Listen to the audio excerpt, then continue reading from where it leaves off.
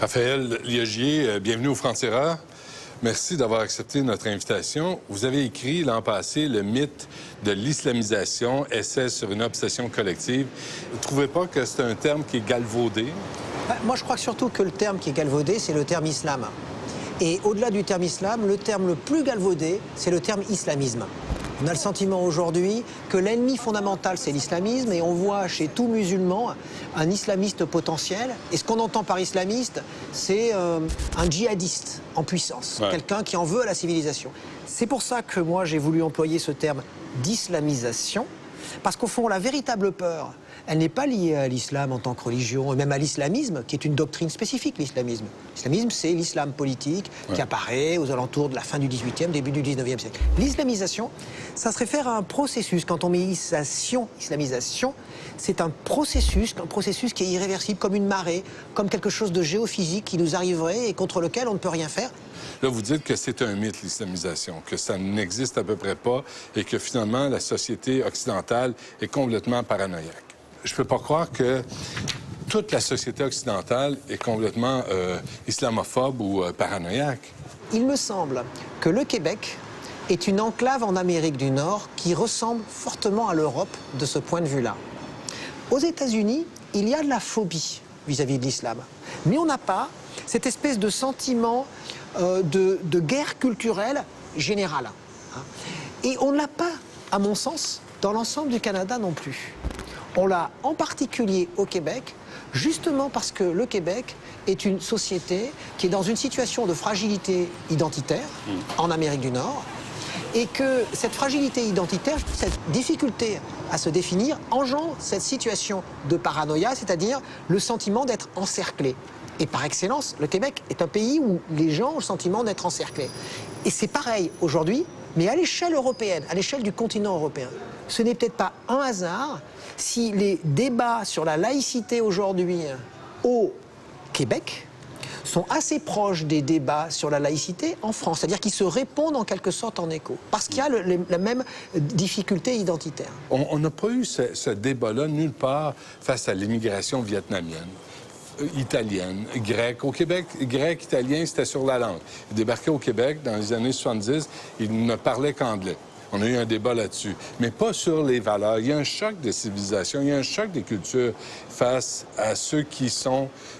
On ne parle même pas d'une nationalité, ceux qui croient en l'islam et qui débarquent dans une société d'accueil en Occident.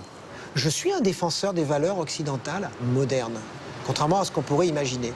Mais je ne crois pas que la paranoïa soit de nature à nous aider. C'est-à-dire, je ne nie pas qu'il y ait des difficultés entre l'islam et la modernité. Je ne nie pas qu'il y ait du terrorisme islamique.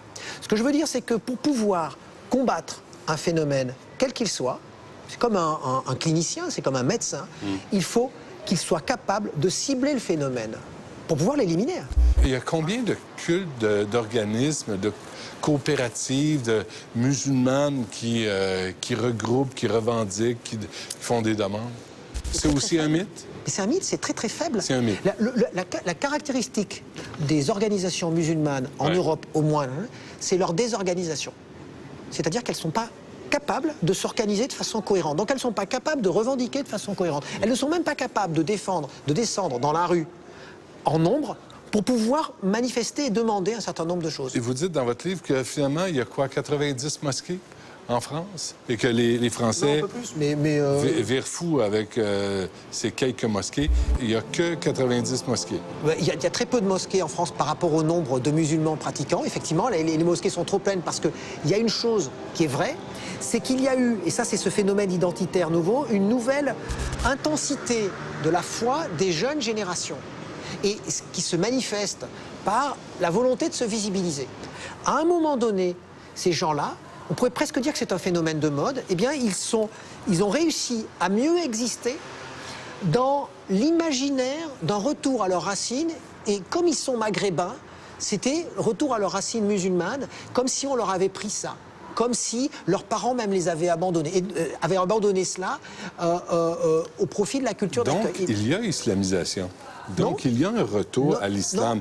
non. Donc, il y a une mode, il y a un phénomène. Non, oui, mais parce que islamisation, ça ne veut pas dire oui, ça. non. Non, parce que islamisation, ça veut dire, qu'il y aurait un accroissement quantitatif, c'est une marée, une montée. Oui, c'est Or, ce que vous je décrivez, montre, non, tantôt. pas du tout. Ce que je montre, justement, c'est qu'il y a une intensification de la foi chez les musulmans, c'est des individus qui sont déjà d'origine musulmane, c'est-à-dire que Ouais. ça se voit plus, Ouais. d'accord, parce qu'ils font plus le ramadan, parce qu'ils ont envie de consommer plus halal. Comme aujourd'hui, il y a d'autres niches, des gens qui sont plus végétariens parce qu'ils ont une sorte de métaphysique du bio, ce qui existe un peu partout. Ouais, Il y a mais des les niches. végétariens n'exigent rien de personne, ne demandent pas des piscines non mixtes. Ils veulent rien, les végétariens. Ils veulent juste pas manger de viande. Mais la plupart des musulmans C'est aujourd'hui... des comparaisons qui ne tiennent pas debout, là. Si, elles tiennent debout. Ben parce non. si, parce que la plupart des musulmans, je vous signale, ne demandent rien, mais par contre, on suppose qu'ils le demandent. Ouais. Moi, vous me montrez une déclaration, là, maintenant, d'un musulman qui demande quelque chose de spécifique, je suis d'accord. Mais j'ai essayé, moi... Attendez, êtes-vous sérieux? Ah oui, je suis sérieux. En Ben, je vais France, vous amener au Allez-y. Québec. il y a des revendications, mais il y a une multitude d'organisations. Il y a des organisations qui font des revendications, mais qui ne sont pas supérieures, par exemple, aux revendications que font les catholiques ou que Vous font savez, d'autres. les gens réagissent aussi à la nouvelle en Suisse, les minarets. Ouais. Et dans votre livre, j'ai appris qu'il y avait des minarets en France.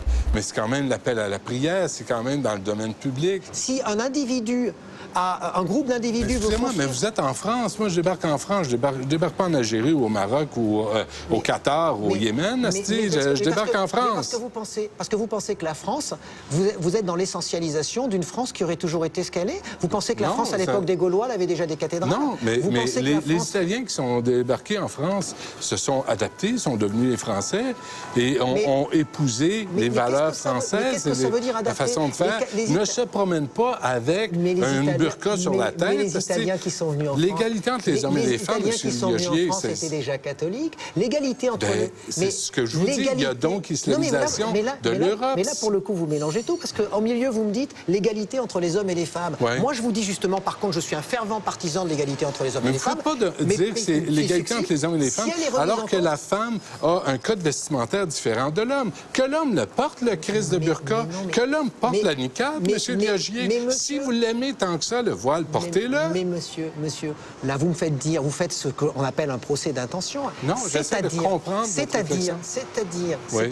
C'est-à-dire, moi, ce qui m'intéresse, c'est de savoir lorsqu'une femme désire porter ce voile. Ensuite, je ne porte pas de jugement de valeur sur la désirabilité de porter ce voile. Mais M. Liagier, le voile intégral, la femme n'existe plus. Non, mais- Elle n'existe que pour les yeux de son mari, de son homme, de son bourreau. Écoutez, Mais une ça femme me fait qui n'est rire. pas libre de sortir dans la rue à visage découvert, ça vous rend pas fou, ça? Non, mais est-ce que... non, Juste cette question-là.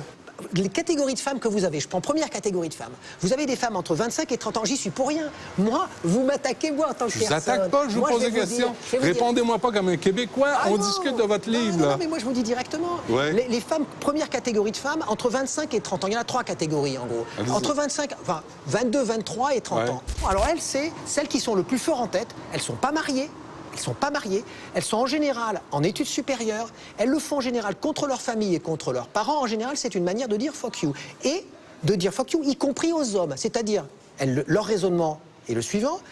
Pourquoi est-ce que je serais un objet sexuel vis-à-vis des hommes, même dans la rue? Je me montre à qui je... Non, mais je vous dis... Non, mais vous jugez immédiatement. Non, Moi, je ne attendez, juge pas. mais qu'est-ce... Attendez, une femme qui monsieur- se promène en chemise à manches courtes devient un objet sexuel, mais on est devenus des Mais vous n'avez pas chiens compris ce que en j'ai dit. route. Vous n'avez pas compris ce que j'ai dit. J'ai dit que cette femme... Elle désire faire ça parce qu'elle a ce préjugé-là. Mais Moi, je lui donne le droit au préjugé. OK, c'est elle a celle le qui préjugé, décide. elle C'est a le celle qui préjugé décide. que les hommes veulent tous la violer Pas forcément, dès qu'on pas voit un forcément, morceau de c'est une peau. généralisation. Elle dit seulement, je n'ai pas envie que les hommes me regardent et voient mon corps. Moi, je trouve ça pas terrible de mon point de vue, peut-être même mon point de vue égoïste en tant qu'homme. D'un autre côté, parce que j'estime qu'on est dans une société pluraliste, eh bien si elle a envie de le faire et s'il est prouvé que c'est vraiment parce qu'elle a envie et qu'elle n'est pas forcée, Comment le eh bien prouver? elle le fait. Mais comment le Eh bien la prouver? seule manière de le prouver, c'est pas en ayant des préjugés, pas en ayant des a priori, de son point de vue, en regardant ces femmes en disant elles sont forcément dominées, c'est forcément cette situation, mais c'est en faisant des enquêtes, c'est en faisant des enquêtes de fond, c'est-à-dire des enquêtes où on reste pendant des mois et des mois en contact avec elle, pour que même si elle essayait de nous mentir, de nous dire des choses qui sont fausses et qu'elle subisse des pressions, on s'en rende compte. Et c'est ce que je comprends ça, M. Diagé, je comprends tout ça. Il reste, ce qui manque à ce que vous me décrivez, c'est l'avant-enquête, l'enfance de cette fille-là, l'adolescence de cette femme-là. Comment elle a été élevée? Quelle pression elle a eue ou non? En général, mais ça, on peut pas le savoir vraiment. Mais on peut connaître le contexte familial quand on fait des sciences sociales. C'est-à-dire qu'on observe le contexte familial aussi. Je vous dis, chez beaucoup de filles qui portent le voile intégral, elles sont d'origine algérienne dans des familles très sécularisées. Je vous donne un exemple, j'ai en tête la mère avocate et le père médecin généraliste, qui n'est pas spécialement croyant. Et elle dit fuck you à la société. Et à un moment donné, elle est avec ses amis, elle se met petit à petit à être de plus en plus proche d'un certain type d'islam, à lire des livres qui vont dans ce sens, etc. Et puis elle fait une sorte de, ce qu'on pourrait appeler une crise d'adolescence. Diriez-vous c'est la même démarche que la même adolescente qui se promène de façon provocante, qui se promène dans des vêtements ultra sexy, maquillés? C'est la même démarche d'après vous? Ah, oui? Pas exactement la même, parce que c'est toute chose égale par ailleurs, mais c'est quelque chose qui est assez proche. En rébellion à la société. Exactement. Et donc ce que je voudrais quand même dire, c'est que l'on soit d'accord ou pas, que l'on trouve ça horrible ou pas, et puis moi je trouve pas ça spécialement désirable, je trouve pas ça terrible. C'est seulement parce que je n'estime pas apte à juger du désir de quelqu'un qu'il fait à un moment donné, justement dans sa crise d'adolescence et autres. Si je rencontrais des musulmanes qui me disaient que de lui mettre un porte-jartel sur la tête, c'était une manière d'exprimer leur islamité, moi je ne suis pas un exégète du Coran, je suis un sociologue, je dirais tiens, il y a des femmes qui disent que, etc. Et j'essaierai de comprendre le phénomène. Pour moi, c'est pas qu'ils ont à le porter ou qu'ils n'ont pas à le porter, c'est que l'État ne doit pas leur dire ce qu'ils doivent porter. Ni leur père, ni leur frère, ni leur cousin, ni le bonhomme, le voisin. Mais bien entendu, mais tout à fait. Et moi, je suis pour qu'on défende les femmes, mais les défendre vraiment. Mais alors vraiment, pour le coup, cette fois, celles qui refusent de le porter, pour lesquelles on oblige ça. Parce que le problème de notre situation populiste... Je suis content de vous entendre le dire. Le problème de notre situation populiste actuelle, c'est qu'on va tout mélanger, et à force de tout mélanger, on va pas aider ceux qui voudraient vraiment être aidés, qui disent « mais oui, moi, on m'oblige vraiment à le faire ». Très bien. Merci, Raphaël Liogier. Merci beaucoup d'entrevue.